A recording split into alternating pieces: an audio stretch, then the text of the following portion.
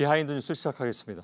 어서 오세요. 박성태 네. 기자. 네, 첫 번째 키워드 열죠. 네, 첫 키워드는 좀비 의견 일치로 했습니다. 좀비. 예, 좀 아까 김세현 의원 나왔었는데 혹시 관련된 얘기입니까? 그렇습니다. 어제 예. 김세현 의원이 불출마를 선언하면서 한국당을 향해 한 표현이 바로 좀비입니다. 예. 직접 들어보겠습니다. 존재 자체가 역사의 민폐입니다. 생명력을 잃은 좀비 같은 존재라고 손가락질 받습니다. 예. 예, 오늘 이 좀비 표현에 바로 맞는 말이다. 긍정을 표시한 사람이 있었는데요. 바로 홍준표 전 대표였습니다. 페이스북에 좀비 정치라는 말은 참으로 가슴 아픈 지적이다라고 동의했고 예. 불출마를 선언한 김세현 의원이 나중에 큰 길을 갈 것이다라고까지 얘기를 했습니다. 예, 예. 하지만 좀비 얘기는 과거 홍 전 대표 본인이 먼저 썼던 표현입니다. 그랬던 걸로 기억합니다. 예, 지난 6월 8일에 당내 우파들을 겨냥해서 좌파들보다 더 경계해야 할 대상은 우파들의 좀비 정치라고 했고요.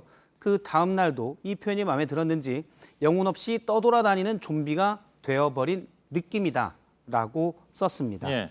하지만 일부에서는 이 표현에 격하게 반발한 의원들도 많았는데요. 오늘 기자들이 한국당 중진 의원들의 입장을 물으려 여러 명에게 전화를 했는데 YTN 보도에 따르면 한 의원은 기자가 전화를 하자 안녕하세요 좀비입니다 예. 라고 답하기도 일종의 했습니다. 비아냥이 들어간 걸로 봐야 되겠군요. 그렇습니다. 뭐 당연히 반발하는 사람들도 있겠죠. 예.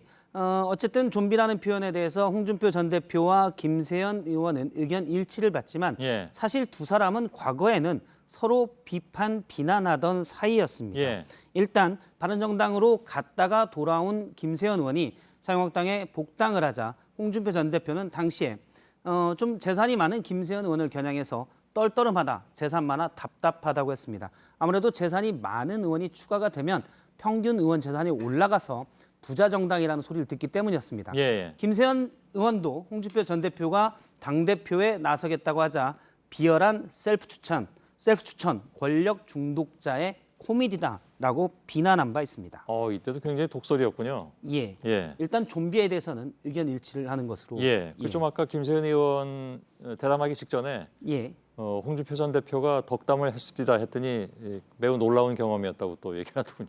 예. 두 번째 키워드요. 예. 두 번째 키워드는 비가 오길래로 잡았습니다. 예. 표준어는 오기예입니다. 아 예. 누가 얘기한 표현대로 하다 보니까 예. 비가 오기에입니다. 예. 웬 비입니까, 근데? 예, 어제 서울에는 비가 이렇게 내렸습니다. 그런데 이 비를 이유로 좀 충격적인 선언을 한 사람이 있었는데요. 예. 일단 어제 있었던 얘기는 앞서 얘기한 김세현 한국당 의원 말고도 임종석 청와대 전 비서실장이 다음 총선에 불출마하겠다고 했습니다. 예. 일단 한 민주당의 우원식 의원은 정말 예상하지 못한 일이다. 어제 내내 왜 그랬을까를 고민했다고 말했고요. 예. 고등학교 선배이자 같은 대표적인 586급으로 꼽히는 우상호 의원도 깜짝 놀랐다라면서 본인이 생각하는 이유를 좀 추정했습니다. 예. 아침 라디오 발언인데 한번 들어보겠습니다. 종로 출마를 생각하면서 이사했던 건 다 아시는 내용이니까 거기도 뭐 특별히 뭐 비켜주거나 흔쾌히 양보하는 분위기는 아닌 것 같고 그럴 바에는 내가 뭐 비루하게 계속 국회의원에 연연해서 예, 예. 뭐 복잡한 이유가 있을 것이다라고 추정을 다 했는데요. 국회의원에 연연하면 비루한 게 되는 거군요. 예, 일단 뭐 처음 다른 알았습니다. 선배 정치인과 자리를 서로 놓고 예. 서로 싸우는 모습으로 비춰지는 게 싫었다라고 우상호 의원은 해석을 하고 있습니다. 예. 그런데 임 전 실장의 측근이 어제 임 전 실장과 통화한 내용을 오늘 중앙일보에 밝혔는데요. 예. 왜 불출마를 하냐라고 묻자 오랫동안 고민해온 일이고 그냥 비가 와서 결행했을 뿐이다. 오늘 비가 오길래라고 얘기를 했다고 합니다. 예. 그러니까 특별한 결심이 아니고 비가 와서 그냥 밝혔다라고 임 전 실장이 얘기한 겁니다. 예.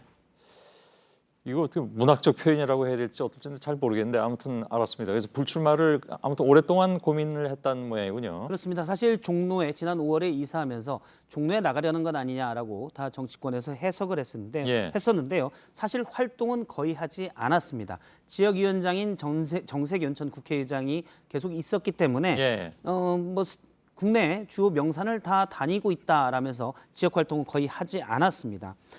임종석 전 비서실장은 대표적인 586 그룹으로 꼽히고요. 예. 과거에 다 아는 뭐 임수경 전 의원의 방북 사건에도 있었고 구속이 되기도 했었습니다. 예. 문재인 대통령 초대 비서실장이고 대선 주자로도 분류됐는데요. 그래서 민주당 일각에서는 임 전 비서실장이 제도권 정치를 안 하겠다고 했기 때문에 예. 그러면 정치랑 완전 손을 떼는 것 아니냐라는 해석들도 나왔는데요. 한 측근은 제가 통화를 했는데요.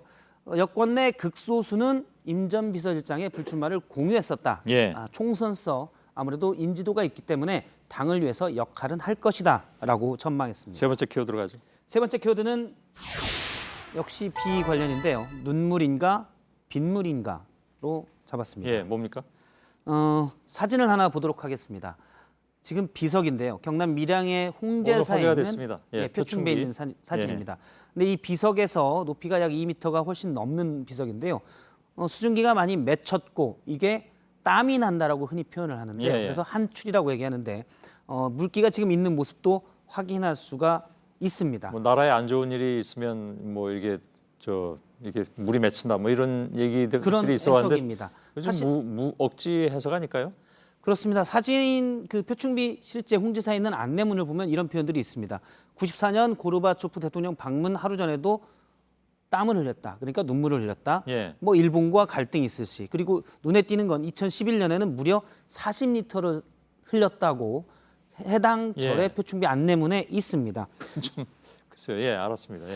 예, 뭐 환난 때마다 땀 흘리는 표충비가 오늘도 땀을 흘렸다라고 해서 마치 무슨 일이 있는 양 예. 기사가 나기도 했는데요. 제가 좀 확인을 했습니다. 사실 눈물 흘리는 비석은 몇 개 더 있고요. 예. 한 교수에게 물어봤는데 표충비에 가서 직접 확인도 했다고 합니다. 그런데 돌에서 물이 나오는 건 말도 안 된다.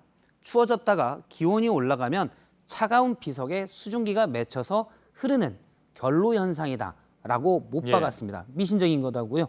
안경 쓴 분들은 많이 느끼겠지만 차가운 데 있다가 따뜻한 데 가면 안경에 김이 서리는 것과 똑같은 원리입니다. 예, 여기까지 하죠. 예. 예, 박성태 기자였습니다. 수고했습니다.